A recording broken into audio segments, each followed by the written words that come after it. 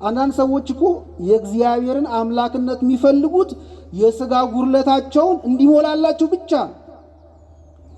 ሲቸግራቸው ሲርባቸው የሆነ ሲጎርልባቸው ብቻ ቤተክርስቲያን የሚመጡ ሲሞላላቸው ግን እግዚአብሔርን አይደለም ሊያስታውሱት ትዝም አይላቸዋል። ስሙን ለመጥራት እንኳን ማስታወስ የሚከብዳቸው ሰዎች አሉ። እግዚአብሔርን ለሥጋ ጥቅም ብቻ መፈለግ የነዚህ የአይሁዶች ጠባይ ነበረ። ክርስቶስ ስላበላቸው ስላጠጣቸው ስለፈወሳቸው ነበረ እንዲነግስላቸው የፈለጉት የነበረው። እናንተ እግዚአብሔርን ለምንድን ነው የምትፈልጉት? ስለ ሥጋ ጥቅማችሁ ብቻ ነው? የተሻለ ደሞዝ እንዲያሰጣችሁ ነው? የተሻለ የሥራ እድገት እንዲያስገኝላችሁ ነው? ገንዘብ እንዲሰጣችሁ ነው? እንደው የሰራችሁት እንዲባርክላችሁ ነው? ወይስ ምንም ባይኖር ነቢዩ እንዳለው ከብቶች በጋጣ ውስጥ ባይኖሩ ሁሉ ነገር ባዶ ቢሆን በእግዚአብሔር ደስ ይላችኋል? በመድኃኒታችሁ አምላክ ሐሴት ታደርጋላችሁ? እግዚአብሔር እጃችን ላይ ባለ አይጠቅምም ብለን በምናስባቸው ነገሮች ሁሉ ሥራ መስራት ይችልበታል። ስለዚህ ሐዋርያቱንም ያላቸውን ጥቂት ነገር እንዲያቀርቡ ነበር ያደረጋቸው። ባቀረቡት ደግሞ መስራት የማድርሻ ነው፣ የእግዚአብሔር ድርሻ ነው። እግዚአብሔር ሁሉ ጊዜ ገና ፈተና ሲጀመር ወደ ሕይወታችን ቶሎ መጥቶ ጣልቃ ገብቶ እንዲያወጣን ነው የምንፈልገው። እግዚአብሔር ደግሞ እንደዚህ ላይ ሰራ ይችላል። አንዳንድ ጊዜ እግዚአብሔር የራሳችንን ጥረት እስክናደርግ ያንን ፈተና በራሳችን ጥቂት እስክንታገለው ድረስ ዝም ሊለን ይችላል። ዝም አለን ማለት ግን ረሳን ማለት አይደለም። እግዚአብሔር በራሱ የአምላክነት ስራውን ትድግናውን እንዲያከናውንልን መጀመሪያ እኛ በምንችለው መቃወምና መታገል አለብን። መልአክ የሚላክልን እግዚአብሔር የሚረዳን እኛ የምንችለውን ካደረግን በኋላ። ይህ እኮ መጽሐፍ ቅዱስ እኮ ይናገራል። ታስታውሳላችሁ ክርስቶስ በማቴዎስ ወንጌል ምዕራፍ 4 ላይ ወደ ገዳመ ቆሮንቶስ ከሄደ በኋላ በሰይጣን ተፈትኖ ነበር። 40ንም ቀን የተፈተነው። መጽሐፍ ቅዱስ ላይ ግን ዋናዎቹን የኃጢአት ራስ የሚባሉትን ዋናዎቹን ተጽፎልናል። እና እነዚህ ሶስቱን ፈተናዎች ሰይጣን ክርስቶስን ፈተነ። ሶስቱንም ፈተናዎች ግን ክርስቶስ ድል አደረገው። ልክ ሶስቱንም ፈተናዎች ሰይጣን ፈትኖ ሲጨርስ ክርስቶስ ድል ካደረገው በኋላ ቅዱስ ማቴዎስ ምን ይለናል? መላእክትም ቀርበው ይላል። እስኪ በሉ መላእክትም ቀርበው ያገለግሉት ነበር። ማን ቀርበው? መላእክት ቀርበው እንዲያገለግሉ ምንፈልግ ከሆነ መጀመሪያ እኛ ሰይጣንን በአቅማችን መታገል አለብን። እኔ የተገለጥኩልህ የመጣሁት ሰይጣንን በምትችለው በአቅምህ ታግለ ስላሸነፍከው ነው። አንተ በምትችለው በአቅምህ ባትታገለው ኖሮ ካንተ አቅም በላይ የሆነውን ነገር ደግሞ ላሸንፍልን ያልመጣም ነበር አለ። ስለዚህ እግዚአብሔር የሚረዳን እኛ የአቅማችንን ያህል ምን ስናደርግ ነው? ጥረት ስናደርግ ነው። ስለዚህ ሐዋርያቱ የሚችሉትን ያህል እንዲታገሉ ጥቂት ጊዜ እግዚአብሔር ዝም አላቸው፣ ታገሳቸው። ሐዋርያት ሞከሩ፣ ጣሩ። መጨረሻ ላይ ግን ከአቅማቸው በላይ ሲሆንባቸው ተስፋ ወደ መቁረጥ ጫፍ ሲደርሱ ያን ጊዜ ክርስቶስ በማዕበሉ ላይ እየተራመደ ወደ እነርሱ መጣ። እግዚአብሔር ሥራ መስራት የሚጀምረው ሰው አልችልም ከዚህ በኋላማ በቃ ብሎ ተስፋ ወደ መቁረጥ ጫፍ ሲደርስ እግዚአብሔር በቃ ረስቶኛል ማለት ነው ወደ ማለት ጫፍ ስንደርስ ያን ጊዜ ማን ይነሳ? እግዚአብሔር ይነሳ። እግዚአብሔር ሥራ መስራት ይጀምራል። እግርን ከደረቅ ታንኳ ውስጥ አውጥቶ ውሃውን ለመርገጥ በእግዚአብሔር መተማመን ያስፈልጋል። ብዙ ጊዜ እኮ እኛ እግዚአብሔር እንዲህ አይነት ሥራ እንዲሰራልን እንፈልጋለን። ግን ደግሞ ከቆምንበት ላይ እግራችንን ማላወስ ወደ ውሃው እግራችንን መስደድ ግን አንፈልግም። ብዙዎቻችን አንፈልግም። አንድ ሰው ደራሽ ወንዝ መጣና እያማታ ይወስደው ጀመር ይላሉ። እና እያማታ ደራሽ ወንዝ ሲወስደው የሆነች ቋጥኝ ነገር አየና ጉቶ ነገር ያችን ያዘ። ይዞ ግን ይጮህ ነበር፣ ጌታ ሆይ አድነኝ፣ ጌታ ሆይ አውጣኝ እያለ ይጮህ ነበር። በኋላ እግዚአብሔር ተገለጠለትና አወጣለሁ፣ አድናለሁ፣ መጀመሪያ ግን የያዝከውን ልቀቀው አለ። የሰማችሁ ነው? ምን ያረከውን ልቀቀው? የያዝከውን ልቀቀው መጀመሪያ ሲለው አይ ይህንንም አልለቅም፣ አንተ ግን ምን አድርገኝ? አድነኝ። እና አንዳንድ መልቀቅ የማንፈልጋቸው የራሳችን ካልኩሌሽኖች አሉ፣ የራሳችን ፈሊጦች አሉ፣ መልቀቅ የማንፈልጋቸው። እግዚአብሔርን በአንድ እጃችን ስንለምን በአንድ እጃችን ደግሞ ወደ ኋላ ዞር አድርገን የራሳችንን ካልኩሌሽን እየሰራን። ቅዱስ ጴጥሮስን ና ሲለው እንዴ ውሃ አይደለም ወይ? መጀመሪያ አብራራልኝ፣ ውሃ ላይ ሰው እንዴት ሊረግጥ ይችላል? ይሄም መጀመሪያ በደንብ አድርገህ አሳምነኝ አላለው። ና ካለው በኋላ እግሩን ያወጣው። እግሩን አውጥቶ ውሃውን ረገጠው፣ ውሃው እንደ የብስ ጸናለት። ቅዱስ ጴጥሮስ በውሃው ላይ እየተራመደ ወደ ማን መምጣት ጀመረ? ይሄ የእምነት ስራ ይባላል። የምን ስራ ይባላል? የእምነት ስራ ይባላል። ካላመንን እንዲህ አይነት ነገሮች አይሆኑልን። ክርስቲያኖች ሁሉ በመከራም በደስታም ጊዜ አይናቸው ከክርስቶስ ላይ መነሳት የለበትም። በመከራችን ጊዜ አይናችን ክርስቶስ ላይ ከሆነ የሚያልፍብን መከራ የሚያልፍብን ጎርፍ ሁሉ አያስፈራንም፣ ሊያጠፋን ነው አያስብለንም። ምክንያቱም አይናችን ማን ላይ ነው ያለው? ማን ላይ ነው ያለው? ሁሉን የሚችለው ክርስቶስ ላይ ነው ያለው። ስለዚህ መከራዎች ሁሉ በእሱ እንደሚቻል እናምናለን። ቅዱስ ጳውሎስ በእነዚያ ሁሉ መከራዎች ውስጥ እያለፈ በረሃብ ውስጥ፣ በጥም ውስጥ፣ በመደብደብ፣ በመሰቃየት፣ ታንኳ በመሰበር ውስጥ በእነዚህ ሁሉ ውስጥ እያለፈ አይፈራም ነበረ። ምን ይል ነበር? ኃይልን በሚሰጠኝ በክርስቶስ ሁሉ ምን አደርጋለሁ? እችላለሁ ይል ነበር።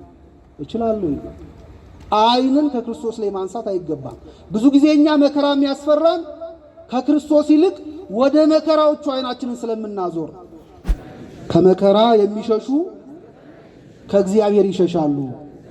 መከራ ካልወደድክ ክርስትና ላንተ አይስማማም።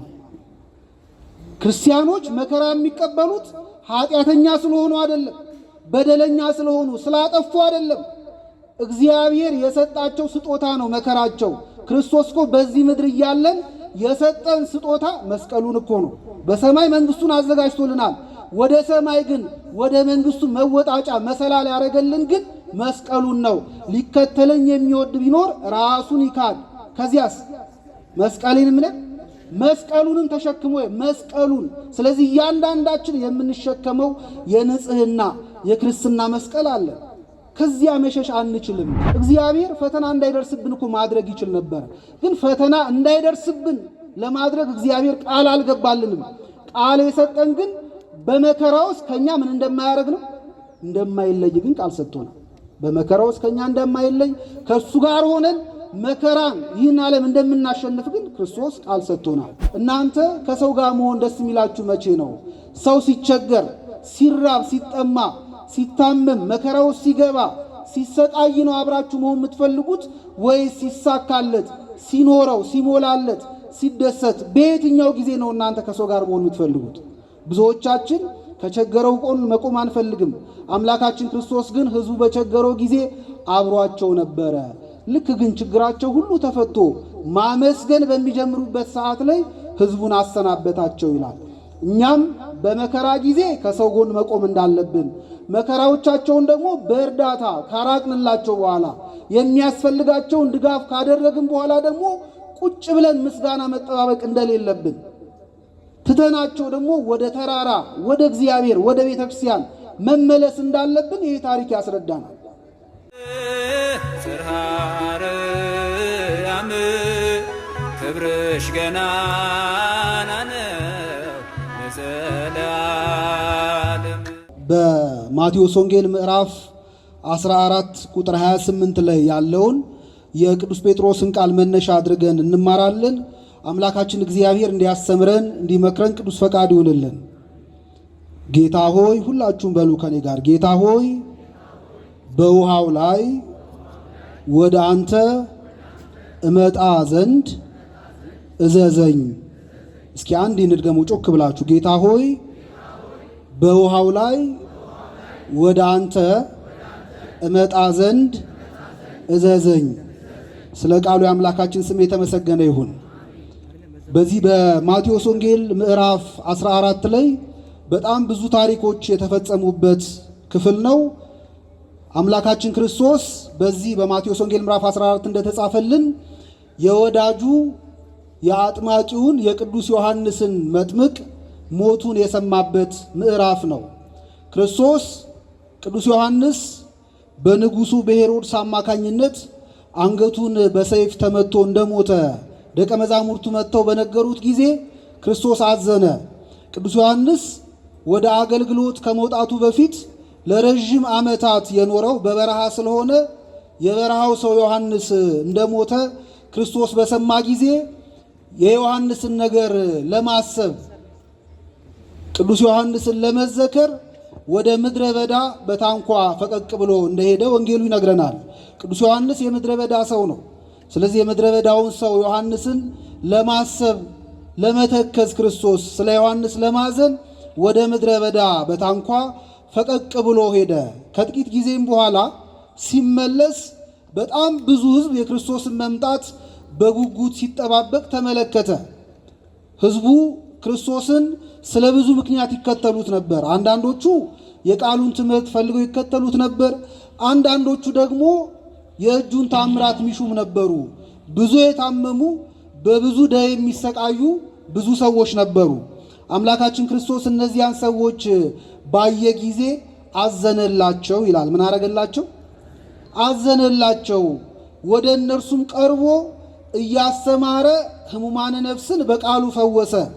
ሕሙማነ ሥጋዎችን ደግሞ በታምራት እየዳሰሰ አምላካችን ክርስቶስ ይፈውሳቸው ጀመር። ይህን እያደረገ ቀኑ ሄደ፣ እየመሸ መጣ።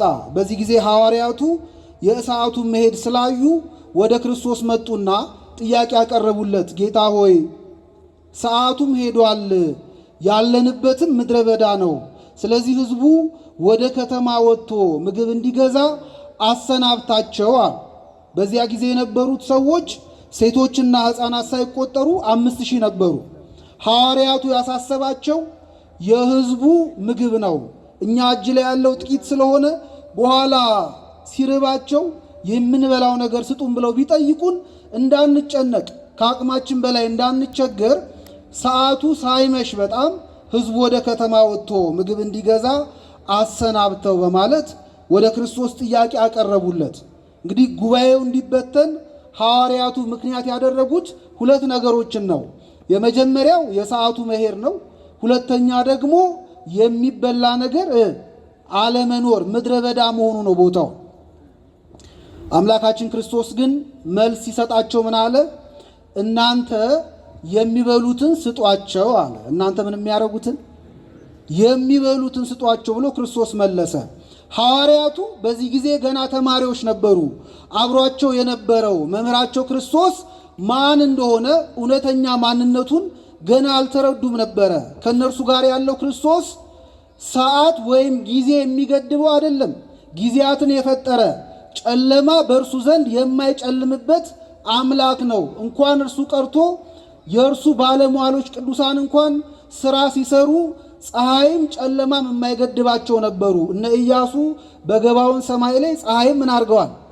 አቁመዋል። ፀሐይን እንዲያቆሙ ያደረጋቸው እርሱ ነበረ። ይህ መምህር ግን ከሐዋርያቱ ጋር እያለ ሐዋርያት የእርሱን ማንነት አልተረዱም ነበር። ስለዚህ ጌታ ሆይ ሰዓቱም ምን አድርጓል አሉት? ሰዓቱም ሄዷል፣ ያለንበት ምድረ በዳ ነው አሉት። ምድረ በዳ በእግዚአብሔር ዘንድ ምንድን ነው? ገና ስነ ፍጥረት በሚፈጠሩበት ጊዜ በዕለተ ማክሰኞ መሬት ልክ እንደ ጉበት ነበረች ይላሉ ሊቃውንት። ምንም የሌለባት፣ ምንም አይነት እጽ፣ ምንም አይነት ተክል የማይታይባት ንጹሕ ነበረች መሬት። ከባዶ መሬት ላይ በቃሉ ስልጣን ለታውፅ ምድር ብሎ ምድርም ሳርና ቡቃያ ፍሬ ያለባቸውን ሁሉ ዛፎች ታብቅል ብሎ በቃሉ ስልጣን ምንም የሌለባት ምድር እጽዋት እንድታበቅል ያደረገ ማን ነው? የእግዚአብሔር ቃል ነው። ከነሱ ጋር ያለው መምህራቸው ነው። እነርሱ ግን አላወቁትም።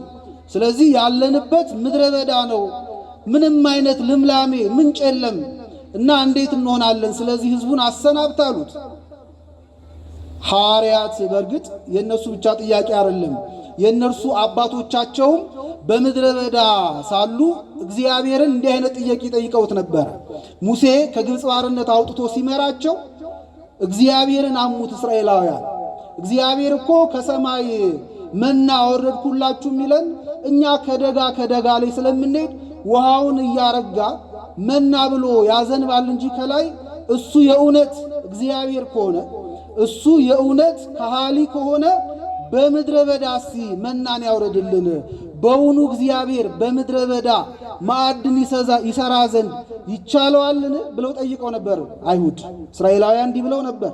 እግዚአብሔርም በምድረ በዳ ማዕድን መስራት ማዕድን ማውረድ እንደሚችል ለእስራኤላውያን ሲያሳያቸው ሙሴ ወደ ሐራሴቦን በረሃ እንዲያወርዳቸው ነግሮት ነበር እግዚአብሔር። ወደዛ አወረዳቸው። እግዚአብሔር የፈለጉትን ማዕድ ካወረደላቸው በኋላ የሕዝቡን እኩሌታ ግን ስለ ድፍረታቸው በእባብ ተነድፈው እንዲሞቱና እንዲታመሙ አድርጎ ነበር። ሐዋርያት አሁን ያለንበት ምድረ በዳ ነው፣ ልምላሜ ምንጭ የለም። ስለዚህ ከየት መጥቶ ሕዝቡ ይመገባል? አሰናብታቸው ብለው ክርስቶስን ጠየቁት። አምላካችን ክርስቶስም ወዲያው ጥያቄ ያቀረበላቸው፣ እነሱ ሊሄዱ አያስፈልጋቸውም፣ ባይሆን እናንተ የሚበሉትን ስጧቸው አለ። ክርስቶስ ይህን ጥያቄ ለሐዋርያቱ የጠየቃቸው በእጃቸው ያለው ምን እንደሆነ ሳያውቅ ቀርቶ አይደለም። ሐዋርያቱ እጅ ላይ ያለው ጥቂት ነገር ያን ሁሉ ሕዝብ ይመግባል፣ ይበቃል ብሎ አስበው አይደለም ክርስቶስ የጠየቃቸው። ይህ የክርስቶስ ጥያቄ የሐዋርያቱን እምነት ለመፈተን የቀረበ ጥያቄ ነበረ። ልክ ለቅዱስ ጴጥሮስና ለሌሎቹ ሐዋርያት እንዳቀረበው አይነት ጥያቄ ታስታውሱ ከሆነ በፊልጶስ ቂሳርያ ክርስቶስ ሐዋርያቱን ሰብስቦ የሰውን ልጅ ማን ይሉታል ብሎ ጠይቋቸው ነበር። ሐዋርያቱ ሰዎች ስለ ክርስቶስ የሚሉትን የሰሙትን ነገሩት። ክርስቶስ ደግሞ ዘወር አረገና ጥያቄውን እናንተስ እኔ ማን እንደሆንኩ ትላላችሁ አላቸው። በዚህ ጊዜ ቅዱስ ጴጥሮስ ከሐዋርያቱ ሁሉ ቀድሞ አንተማ የሕያው የእግዚአብሔር ልጅ ማነህ? መልሱ ኢየሱስ ክርስቶስ ነህ አለው። በዚህ ጊዜ የዮና ልጅ ስምዖን ሆይ አንተ ብፁዕ ነህ፣ አንተ አለት ነህ ብሎ ክርስቶስ አመስግኖት ነበር። አሁንም ይህን ጥያቄ ያቀረበላቸው ሐዋርያቱ ቶሎ ብለው እምነታቸውን እንዲያሳዩ ነበረ። ያለን ጥቂት ነው። እጃችን ላይ ያለው 5 እንጀራና 2 ዓሣ ነው። ነገር ግን የበረከት አምላክ የሆንከው አንተ ከኛ ጋር ካለህ ጥቂቱ ይበዛል፣ ያነሰው ይበረክታል ብለው እምነታቸውን በእሱ ላይ ያላቸውን መደገፍ እንዲያሳዩ ነበር ክርስቶስ የጠየቃቸው። ሐዋርያቱ ግን እጃችን ላይ ያለው ጥቂት ነው፣ 5 እንጀራና ስንት ዓሣ?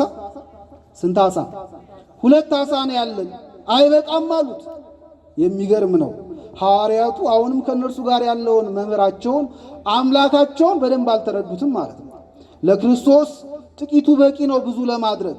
የጠየቃቸውም እጃቸው ላይ ያለው እንደሚያንስ ሳያውቅ ቀርቶ አይደለም፣ ነገር ግን በእርሱ የበረከት አምላክነት እንዲተማመኑ ነበር፣ እንዲያምኑበትም ጭምር ነበር።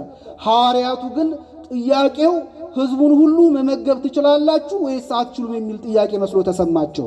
እግዚአብሔር ሁል ጊዜ ሥራ መስራት ሲፈልግ እኛን የሚጠይቀን ጥያቄ አለ። እግዚአብሔር የትኛውንም በጎ ሥራ ከሰው ልጆች ጋር ተባብሮ ይሰራል። ተባብሮ ምን ያደርጋል? እግዚአብሔር የበጎ ፈቃዳችን ተባባሪ ነው ይላሉ ሊቃውንት። ቅዱስ ጳውሎስም በዚህ በቆሮንቶስ መልእክቱ ላይ እናንተ የእግዚአብሔር እርሻዎች ናችሁ፣ እናንተ የእግዚአብሔር ሕንፃዎች ናችሁ ይልና እኛ ደግሞ ከእርሱ ጋር አብረን ሰራተኞች ነን ይላል። ከማን ጋር አብረን? ከእግዚአብሔር ጋር። ስለዚህ እግዚአብሔር ከሰው ጋር መስራት ደስ ይለዋል። ከሰው ጋር ሲሰራ እግዚአብሔር ከሰው የሚጠብቀው ጥቂት ወይም አንድ ነገር ነው። እኛ እጃችን ላይ ያለው ነገር ምንም ማይጠቅም መስሎ ሊታየን ይችላል። የማይጠቅመውን ግን እንዲጠቅም ማድረግ የሚችል ማን አለ? እግዚአብሔር አለ። እጃችን ላይ ያለው በጣም ጥቂት ሊሆን ይችላል። ጥቂቱን ግን ማበርከት፣ ማብዛት፣ ለብዙ ጉባኤ ማድረግ የሚችል እግዚአብሔር ከኛ ጋር ከሆነ ጥቂቱ ይበቃል። ክርስቶስ ይሄንን ነው የጠየቃቸው። በመጽሐፍ ቅዱስ እኮ እግዚአብሔር የሰራበትን መንገድ ስንመለከት በጣም እንደነቃለን። ታስታውሳላችሁ? ሙሴ እስራኤላውያንን እየመራ ከበረሃ ከግብፅ ሲወጣ የያዘው በትር ነበር። ያቺ በትር የወተሩን በጎች ይጠብቅበት የነበረ በምድረ በዳ ከአንድ ዕፅ ላይ የሸመጠጠው በትር ነበር ወይም ዱላ ነበር። ያቺ ዱላ ለበግ መጠበቂያነት ለምርኩዝነት ያዛት እንጂ ከዚያ የበለጠ ሥራ አላት ብሎ ሙሴ አላሰበም ነበር። እግዚአብሔር ግን በሙሴ እጅ የነበረውን ያንን ደረቅ የሆነውን እንጨት ሲፈልግ ባህርን ይከፍልበታል። ሙሴ ከባህር ኤርትራ ፊት ለፊት ሆኖ እስራኤላውያን ከኋላ ሆኖ ሲያጉረመርሙበት ሲጮሁበት ሙሴም በልቡ ወደ እግዚአብሔር ለምኖ ነበር። ወደ እግዚአብሔር ጮሆ ነበረ። እግዚአብሔርም ለምን ትጮህብኛለህ? በእጅህ ያለው ምንድነው ብሎ ጠየቀው። በሙሴ እጅ ያለው ምንድነው? በትር ነው። በትር ደግሞ ታንኳ አይደለም፣ መርከብ አይደለም፣ ባህርን ቀዝፈን ልንሻገርበት አንችልም። እግዚአብሔር ግን በትርን ባህር ማለፊያ ሊያደርገው ይችላል። ስለዚህ ውሃውን በበትር ምታ አለው። ሲመታው የኤርትራ ባህር ምን አደረገ? ተከፈለ። ማን የከፈለው? እግዚአብሔር ነው የከፈለው። እግዚአብሔር እጃችን ላይ ባለ አይጠቅምም ብለን በምናስባቸው ነገሮች ሁሉ ስራ መስራት ይችልበታል። ስለዚህ ሐዋርያቱንም ያላቸው ጥቂት ነገር እንዲያቀርቡ ነበር ያደረጋቸው። ባቀረቡት ደግሞ መስራት የማድርሻ ነው፣ የእግዚአብሔር ድርሻ ነው። ሐዋርያቱን ጠየቃቸው። ሐዋርያቱ ግን ያለን ትንሽ ነው አሉ። ያላችሁን አምጡ አላቸው። አመጡ። ያላቸውን ክርስቶስ ባረከው። ከዚያ ሐዋርያቱ 5ቱን እንጀራና 2ቱን ዓሣ ለሕዝቡ አከፋፈሉ። ሕዝቡ በልቶ ተርፎ ወደ 12 መሶብ ተነሳ። ወደ 12 መሶብ ተነሳ። ሕዝቡ በላ፣ ጠገበ። ሕመሙ በሽታው ሁሉ ራቀለት። አሁን ጊዜው የማመስገን ነው። አምላካችን ክርስቶስ ሕዝቡ በተቸገረ ጊዜ፣ በራበው በጠማው ጊዜ፣ እርዳታ በሚፈልግበት ጊዜ ከእነርሱ ጋር ነበረ። ልክ ግን ሕመሞቻቸውን ከፈወሰላቸው፣ ረሃባቸውን ካሳገሰላቸው በኋላ የምስጋና ጊዜ ሲደርስ ግን ያን ጊዜ ክርስቶስ ሕዝቡን አሰናበተና ጥሏቸው ወደ ተራራ ወጣ ይላል። ወደ ምን ወጣ? ወደ ተራራ ወጣ። እናንተ ከሰው ጋር መሆን ደስ የሚላችሁ መቼ ነው?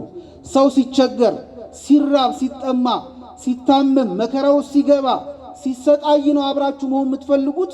ወይስ ሲሳካለት፣ ሲኖረው፣ ሲሞላለት፣ ሲደሰት በየትኛው ጊዜ ነው እናንተ ከሰው ጋር መሆን የምትፈልጉት?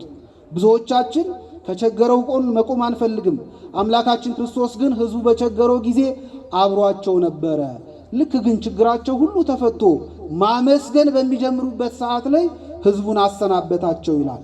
እኛም በመከራ ጊዜ ከሰው ጎን መቆም እንዳለብን፣ መከራዎቻቸውን ደግሞ በእርዳታ ካራቅንላቸው በኋላ የሚያስፈልጋቸውን ድጋፍ ካደረግን በኋላ ደግሞ ቁጭ ብለን ምስጋና መጠባበቅ እንደሌለብን፣ ትተናቸው ደግሞ ወደ ተራራ፣ ወደ እግዚአብሔር፣ ወደ ቤተ ክርስቲያን መመለስ እንዳለብን ይህ ታሪክ ያስረዳናል።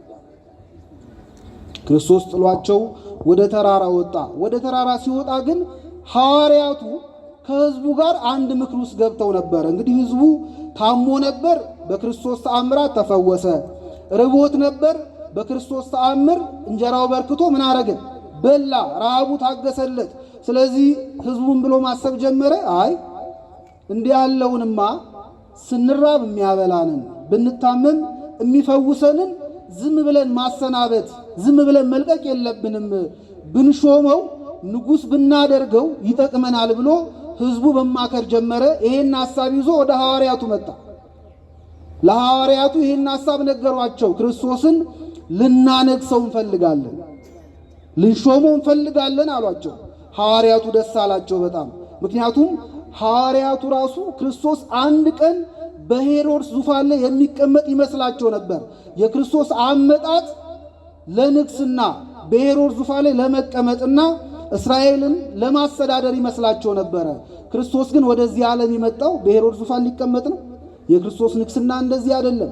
ሐዋርያቱ ይሄ ስለመሰላቸው ብዙ ጊዜ ሲሳሳቱ እናያለን። ለምሳሌ ክርስቶስ የሰው ልጅ በክብር በሚመጣበት ጊዜ ብሎ ሲናገር በክብር እመጣለሁ ሲል የመንገሻው ጊዜ የቀረበ እየመሰላቸው ከሐዋርያቱ መካከል ያዕቆብና ዮሐንስ ወደ ቤታቸው ቶሎ ሄደው መምህራችን ሊከብር ነው፣ ሊነግስ ነው፣ ስለዚህ አንዳችንን በቀኙ ሌላችንን ደግሞ በምኑ በግራው አድርጎ እንዲያቆመን እንዲያከብረን ለምኝልን ብለው እናታቸውን ሲያስቸግሩ ትመለከታላችሁ። ሐዋርያቱ ክርስቶስ እከብራለሁ እነግሳለሁ ሲል በዚህ ዓለም የሚከብር የሚነግስ ይመስላቸው ነበር። የክርስቶስ ክብሩ ግን በዚህ ዓለም ነው። ንግስናው በዚህ ዓለም ነው። ወደዚህ የመጣው በሄሮድስ ዙፋን ላይ ለመቀመጥ አይደለም። የክርስቶስ የንግስና ዙፋኑ መስቀል ነው። ክርስቶስ የሚጠጣው ጽዋ ሞት ነው፣ ሞት ነው። መክበር ለክርስቶስ ከፍ ማለት ሞቱ ነው። ለዚያ ነው ቅዱስ ዮሐንስም በዮሐንስ ወንጌል ምዕራፍ 7 ላይ ስለዚህ ሲናገር ምን አለ? ኢየሱስ ይላል። እስኪ ሁላችሁም በሉ ኢየሱስ ገና አልከበረምና መንፈስ ቅዱስ አልወረደም ነበር። ገና ምን አላረገምና ገና አልከበረምና ማለት ገና አልተሰቀለምና። ክርስቶስ ሳይሰቀል ደም ሳይፈስ ስርየት የለም። ስርየት ደግሞ ሳይኖር መንፈስ ቅዱስ አይወርድም፣ ለኛ አይሰጥም። ስለዚህ ክርስቶስ ገና አልከበረምና ማለት አልተሰቀለምና ማለት። ስለዚህ መሰቀሉን መጽሐፍ ቅዱስ ምን ይላል? መክበር ብሎ ይጠራዋል። የክርስቶስ የክብር ዙፋኑ ደግሞ መስቀሉ ነው። በመስቀል ላይ ከብሮ ነግሶ ነው ሁላችንንም የገዛ። ሐዋርያቱ ግን ለጊዜው እንደዚህ ያልመሰላቸው። ስለዚህ ይሄንን ተስፋ አድርገው ይጠባበቁ ስለነበረ ህዝቡ አሁን ልናነግሰው እንፈልጋለን ሲሏቸው ደስ አላቸው በጣም። ከህዝቡ ጋር በሐሳብ ተስማምተው ይመካከሩ ጀመር። ህዝቡ ክርስቶስን ለማንገስ ይፈልጉ የነበሩት በነፍሳችን ይጠቅመናል፣ ለነፍስ የሚሆነንን ቃለ እግዚአብሔር ይመግበናል፣ በኋላም ደግሞ መንግስቱን ያወርሰናል ብለው ሳይሆን በስጋ ስለጠቀማቸው፣ ቢራቡ ስላበላቸው፣ ቢታመሙ ስለፈወሳቸው፣ በስጋ ስለጠቀማቸው ለስጋ ጥቅም ሲሉ ክርስቶስን ማንገስ ፈለጉ በራሳቸው ላይ። መንፈሳዊ ዓላማ አልነበረው። አንዳንድ ሰዎች እኮ የእግዚአብሔርን አምላክነት የሚፈልጉት የስጋ ጉርለታቸውን እንዲሞላላቸው ብቻ፣ ሲቸግራቸው፣ ሲርባቸው፣ የሆነ ሲጎርልባቸው ብቻ ቤተክርስቲያን የሚመጡ፣ ሲሞላላቸው ግን እግዚአብሔርን አይደለም ሊያስታውሱት ትዝም አይላቸዋል። ስሙን ለመጥራት እንኳን ማስታወስ የሚከብዳቸው ሰዎች አሉ። እግዚአብሔርን ለስጋ ጥቅም ብቻ መፈለግ የነዚህ የአይሁዶች ጠባይ ነበረ። ክርስቶስ ስላበላቸው፣ ስላጠጣቸው፣ ስለፈወሳቸው ነበረ እንዲነግስላቸው የፈለጉት የነበረው። እናንተ እግዚአብሔርን ለምንድን ነው የምትፈልጉት? ስለ ስጋ ጥቅማችሁ ብቻ ነው? የተሻለ ደሞዝ እንዲያሰጣችሁ ነው? የተሻለ የሥራ እድገት እንዲያስገኝላችሁ ነው? ገንዘብ እንዲሰጣችሁ ነው? እንደው የሰራችሁት እንዲባርክላችሁ ነው? ወይስ ምንም ባይኖር ነቢዩ እንዳለው ከብቶች በጋጣ ውስጥ ባይኖሩ ሁሉ ነገር ባዶ ቢሆን በእግዚአብሔር ደስ ይላችኋል? በመድኃኒታችሁ አምላክ ሐሴት ታደርጋላችሁ? ህዝቡ ስለበሉና ስለጠጡ ስለተፈወሱ ክርስቶስ እንዲነግስላቸው ፈለጉ። ይሄ ስጋዊ ሐሳብ ነው። ሐዋርያቱ ከህዝቡ ጋር ተስማሙ። ያን ጊዜ ክርስቶስ ሐዋርያቱ ምን አላቸው? ወደ ታንኳ እንዲገቡና እንዲቀድሙት ግድ አላቸው ይላል። ወደ ታንኳ ምን እንዲያደርጉ? እንዲገቡ ግድ አላቸው ይላል። ይሄ የእግዚአብሔር ፈቃድ አይደለማ። እግዚአብሔርን ለስጋዊ ጥቅም ብቻ ስንፈልገው ደስ አይለው። ስለዚህ ሐዋርያቱን ገሰጻቸው። ወደ ታንኳው ግቡ ብሎ ግድ አላቸው ይላል። ወደ ታንኳው ሐዋርያት ለክርስቶስ ቅርብ ስለነበሩ የክርስቶስን ማደሪያ መዋያውን የሚያውቁት እነሱ ናቸው። ስለዚህ አያችሁ እቅዱን የሚነድፉላቸው ለህዝቡ ሐዋርያቱ ነበሩ። ዛሬም እኮ በውጭ ያሉ እግዚአብሔርን ለመነገጃ ለማትረፊያ ገንዘብ ለማግኛ የሚፈልጉት ሰዎች በቤተ ክርስቲያን ውስጥ ያለን ሰዎች እኮ ነው እቅድ እንድናወጣላቸው የሚጋብዙ፣ እንድንተባበራቸው። ሃይማኖትን እንዴት መነገድ እንችላለን፣ በሃይማኖት እንዴት ማትረፍ እንችላለን ብለው የሚጠይቁት እኛን ነው። ለእንደዚህ አይነቱ ሰዎች ክርስቶስ አሁንም መልሱ ወደ ታንኳው ግቡ ብሎ ግድ ይላቸዋል። ታንኳይቱ ቤተክርስቲያን ነች። ወደ ቤተክርስቲያን ተመለሱ ነው ጥያቄ። ወደ ቤተክርስቲያን ሐሳብ ተመለሱ፣ ግቡ ወደ ታንኳው አላቸው። ከዚያ ሐዋርያቱ ወደ ታንኳው ገቡ። ወደ ታንኳው ከገቡ በኋላ ወዲያው መንገድ ሲጀምሩ ታንኳው በማዕበል ይጨነቅ ጀመር። ማዕበል ተነሳባቸው። ሐዋርያቱ አሳ አጥማጆች ስለነበሩ ማዕበል ሲነሳ እንዴት ማዕበሉን ማረጋጋት እንዳለባቸው ያውቁ ነበር። ስለዚህ የሚችሉትን አደረጉ። ሙያቸው የፈቀደላቸውን ዕውቀታቸው ያስቻላቸውን ያህል ሞከሩ፣ ታገሉ። ማዕበሉ ግን ሊቆም አልቻለም። እንደውም እየገፋ ወደ ባህሩ መካከል አደረሳቸው። የገሊላ ባህር ላይ ነው ያሉት። ወደ ባህሩ መካከል አደረሳቸው። ሐዋርያቱ የሚችሉትን ሁሉ አድርገው ተስፋ ሲቆርጡ ሲደክማቸው ከዚህ በኋላማ አንችልም ብለው መድከም ሲጀምሩ ያን ጊዜ ከሌሊቱ በአራተኛው ክፍል ይላል። በስንተኛው ክፍል? በአራተኛው ክፍል ማለት ከ9 ሰዓት ጀምሮ ባለው፣ ከሌሊቱ 9 ሰዓት ጀምሮ ባለው ከሌሊቱ በአራተኛው ክፍል በዚያ በውሃው ላይ አንድ አካል ወደ እነሱ እየተራመደ ሲመጣ አዩ። ሐዋርያቱ ይህንን ባዩ ጊዜ ምትሃት ያዩ መሰላቸው ይላል። ሰይጣን ወይም መንፈስ ያዩ መሰላቸው። ሐዋርያት ሰይጣን ወይም መንፈስ ያዩ ስለመሰላቸው ደንግጠው ጮሁ ይላል። ምን አደረጉ? ሐዋርያቱ ሰይጣን የመጣ መስሏቸው ፈርተው ብለው ጮሁ ሐዋርያት። በጣም የሚገርም ነው በጣም። እስኪ ልጠይቃችሁ፣ ሰይጣን ብታዩ ማን ነው የሚጮኸው? እናንተ ናችሁ ወይስ ሰይጣን? የቀደመ ነው? ሐዋርያት ሰይጣኑን አይተው ጮሁ። ሰይጣን ያዩ መስሏቸው ደንግጠው ጮሁ። የሚገርማችሁ በማርቆስ ወንጌል ስናነብ ከዚህ ታሪክ መፈጸም አንድ ምዕራፍ በፊት ክርስቶስ ሐዋርያቱን ሁለት እያደረገ ስልጣን ሰጥቶ ወደ መንደሩስ ልኳቸው ነበረ። የላካቸው አንደኛ ንስሐን እንዲሰብኩ ነው። ሁለተኛ ደግሞ አጋንንትን እንዲያወጡ ስልጣን ሰጣቸው ይላል። ምን ሰጣቸው? ሐዋርያቱ አያችሁ፣ አጋንንትን የማውጣት ስልጣን ከተሰጣቸው በኋላ ነው በዚያ ታንኳ ላይ ሆነው በውሃው ላይ የሚራመደው ሰይጣን መስሏቸው ፈርተው የጮሁት። የሚገርም ነው። የኛ ሊቃውንት እንደውም ቀን ስናሳድደው የነበረው ጋኔን በማታ መጥቶ ሊበቀለን ነው ወይ ብለው ነው የጮሁት ይላል። ሐዋርያቱ ጮሁ ሰይጣን ያዩ መስሏቸው። ነገር ግን በዛ ሌሊት በማዕበሉ ላይ እየተራመደ ወደ እነሱ ይመጣ የነበረው ምትሃት መንፈስ ሰይጣን ሳይሆን ማን ነበር? ክርስቶስ ነበር ወደ እነሱ ይመጣ የነበረው። ሐዋርያቱ ግን ለምንድን ነው ክርስቶስ ነው ብለው ያላሰቡ? ለምንድን ነው ምትሃት ሰይጣን የመሰላቸው? ለምንድን ነው ካልን ሁለት ነገሮችን እናንሳ።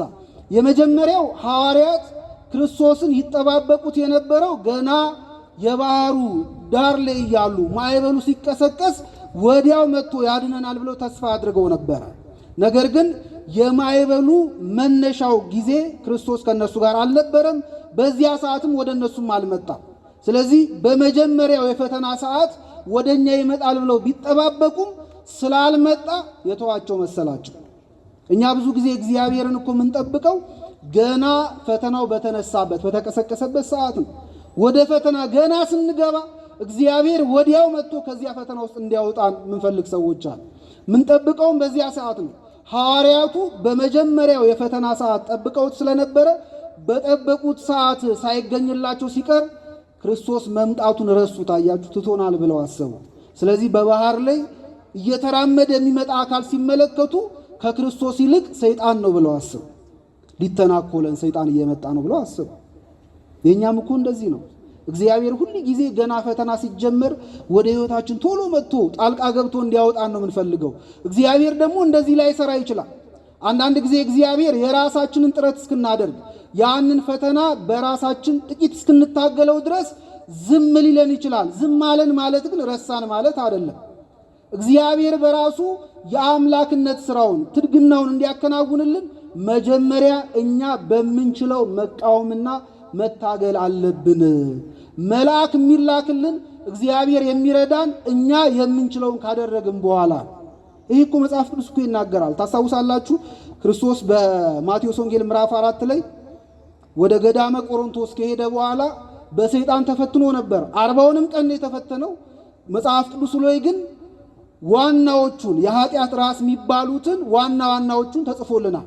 እና እነዚህ ሶስቱን ፈተናዎች ሰይጣን ክርስቶስን ፈተነ። ሶስቱንም ፈተናዎች ግን ክርስቶስ ድል አደረገው። ልክ ሶስቱንም ፈተናዎች ሰይጣን ፈትኖ ሲጨርስ ክርስቶስ ድል ካደረገው በኋላ ቅዱስ ማቴዎስ ምን ይለናል? መላእክትም ቀርበው ይላል። እስኪ በሉ መላእክትም ቀርበው ያገለግሉት ነበር። ማን ቀርበው? መላእክት ቀርበው እንዲያገለግሉ ምንፈልግ ከሆነ መጀመሪያ እኛ ሰይጣንን በአቅማችን መታገል አለብን። በመጽሐፍ መነኮሳት የተቀመጠ ደግሞ ታሪክ አለ።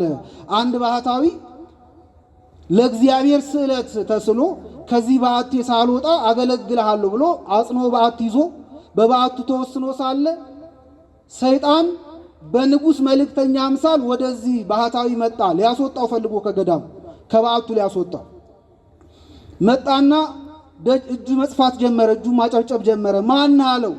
ማን ብሎ ሲጠይቀው ያ በንጉሥ መልእክተኛ የተመሰለው ሰይጣን እኔ የንጉሥ መልእክተኛ ነኝ፣ ንጉሥ ስለሚፈልግህ ወደ ንጉሡ ልወስድህ ነው የመጣሁት አለ። እና ያ ባህታዊ ሰይጣን እንደሆነ ስለገባው አይ እኔ በምድር ንጉሥ የለኝም፣ የኔ ንጉሴ ኢየሱስ ክርስቶስ ነው አለው። ማን ነው ንጉሴ? ኢየሱስ ክርስቶስ ነው ሲለው ሰይጣን እንደተነቃበት ስለገባው ያንን ባህታዊ ረግጦ መሬት ላይ አንከባሎ ቀጥቅጦ ጥሎት ሄደ። እና እንደዚያ ተደብድቦ ተንከባሎ ተደብድቦ ደቆ ሰውነቱ ያ ባህታዊ እንደምንም ብሎ አንገቱን ቀና ለማድረግ ሲሞክር በዓቱ ውስጥ ሰውነቱ እንደ ፀሐይ የሚያበራ መልአክ አየ። እና ያን መልአክ ጠየቀው። ማነህ አለው። ማነህ ሲለው ጠባቂ መልአክ ነኝ አለው። ማንኛ አለው? ጠባቂ መልአክ ነኝ ሲለው ተናደደ ባህታዊ። እንዴ እንደዚህ ሰይጣን ሲጫወትብኝ አንተ የት ነበርክ? አሁን ምን ልትሰራ መጣ? እኔ የተገለጥኩልህ የመጣሁት ሰይጣንን በምትችለው በአቅምህ ታግለ ስላሸነፍከው ነው። አንተ በምትችለው በአቅም ባትታገለው ኖሮ ካንተ አቅም በላይ የሆነውን ነገር ደግሞ ላሸንፍልን ያልመጣም ነበር አለ። ስለዚህ እግዚአብሔር የሚረዳን እኛ የአቅማችንን ያህል ምን ስናደርግ ነው? ጥረት ስናደርግ ነው። ስለዚህ ሐዋርያቱ የሚችሉትን ያህል እንዲታገሉ ጥቂት ጊዜ እግዚአብሔር ዝም አላቸው፣ ታገሳቸው። ሐዋርያት ሞከሩ፣ ጣሩ። መጨረሻ ላይ ግን ከአቅማቸው በላይ ሲሆንባቸው ተስፋ ወደ መቁረጥ ጫፍ ሲደርሱ ያን ጊዜ ክርስቶስ በማዕበሉ ላይ እየተራመደ ወደ እነርሱ መጣ።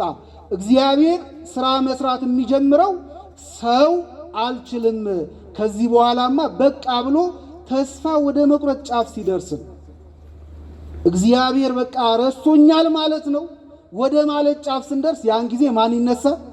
እግዚአብሔር ይነሳ። እግዚአብሔር ሥራ መስራት ይጀምራል።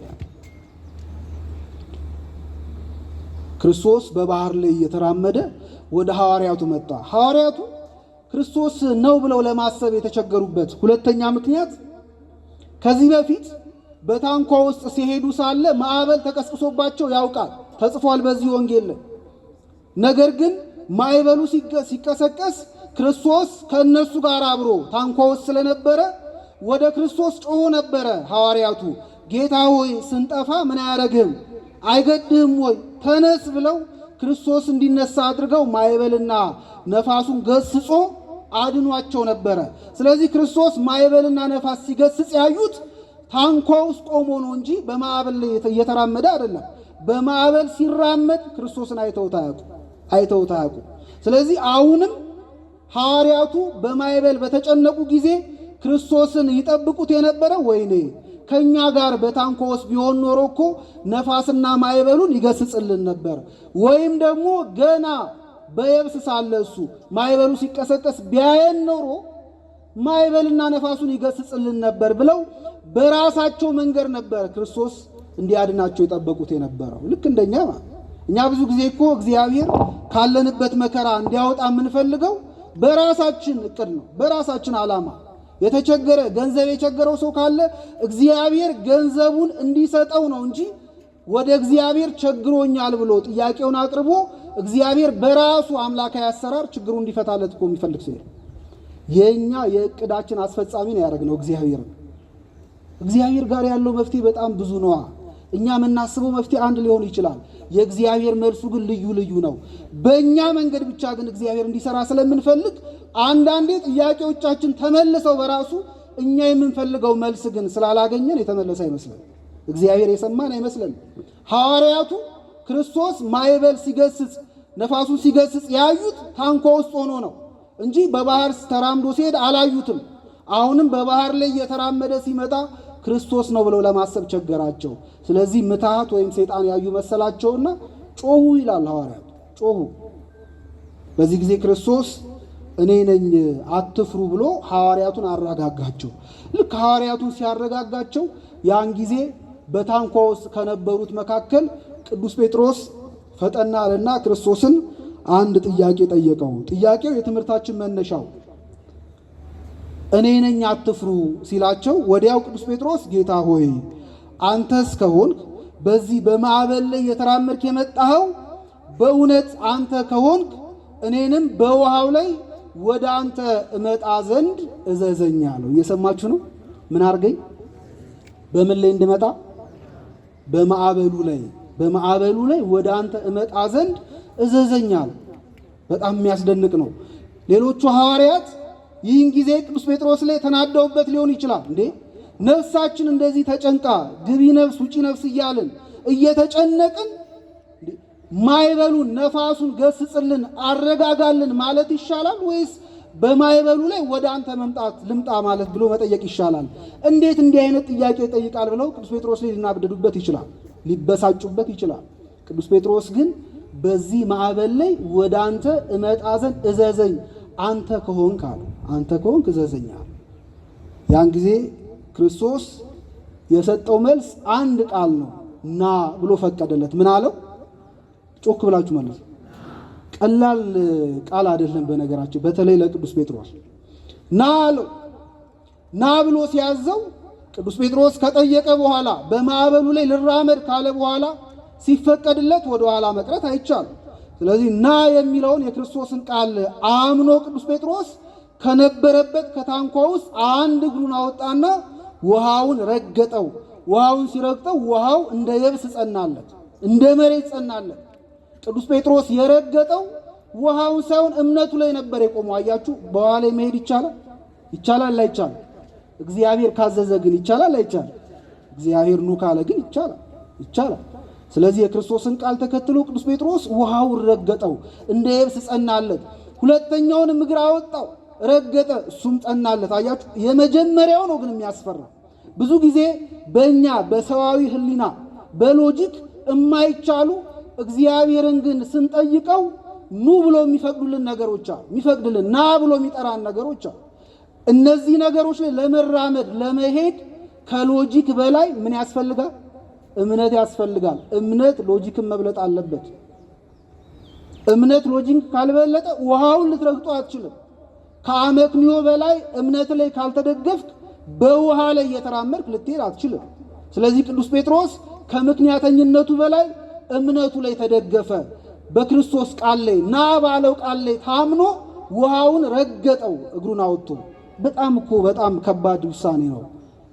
ቅዱስ ጴጥሮስ በዚህ ታሪክ ውስጥ ለእምነትም ለጥርጥርም በአንድ ጊዜ ምሳሌ ሆኖ ተጽፎ ታገኙታላችሁ። ለእምነትም ለጥርጥርም እና እግዚአብሔር ማመን ይፈልጋል። እግርን ከደረቅ ታንኳ ውስጥ አውጥቶ ውሃውን ለመርገጥ በእግዚአብሔር መተማመን ያስፈልጋል። ብዙ ጊዜ እኮ እኛ እግዚአብሔር እንዲህ አይነት ስራ እንዲሰራልን እንፈልጋለን። ግን ደግሞ ከቆምንበት ላይ እግራችንን ማላወስ ወደ ውሃው እግራችንን መስደድ ግን አንፈልግም። ብዙዎቻችን አንፈልግም። አንድ ሰው ደራሽ ወንዝ መጣና እያማታ ይወስደው ጀመር ይላሉ።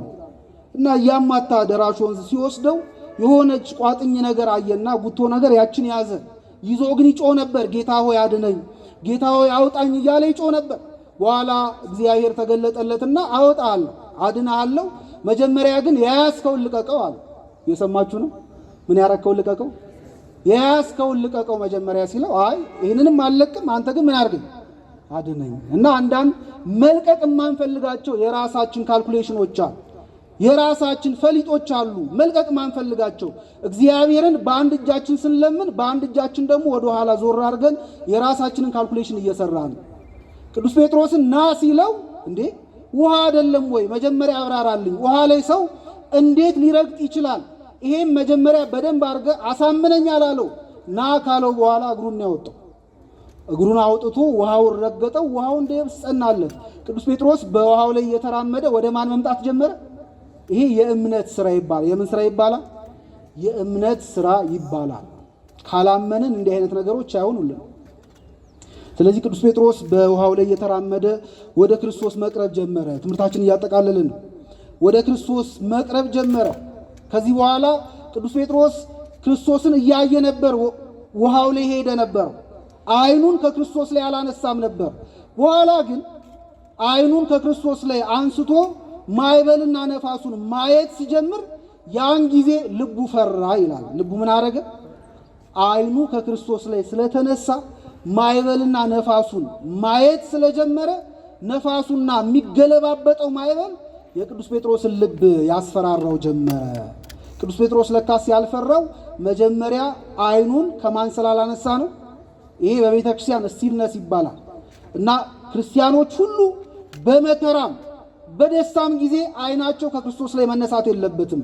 በመከራችን ጊዜ አይናችን ክርስቶስ ላይ ከሆነ የሚያልፍብን መከራ የሚያልፍብን ጎርፍ ሁሉ አያስፈራንም፣ ሊያጠፋን ነው አያስብለንም።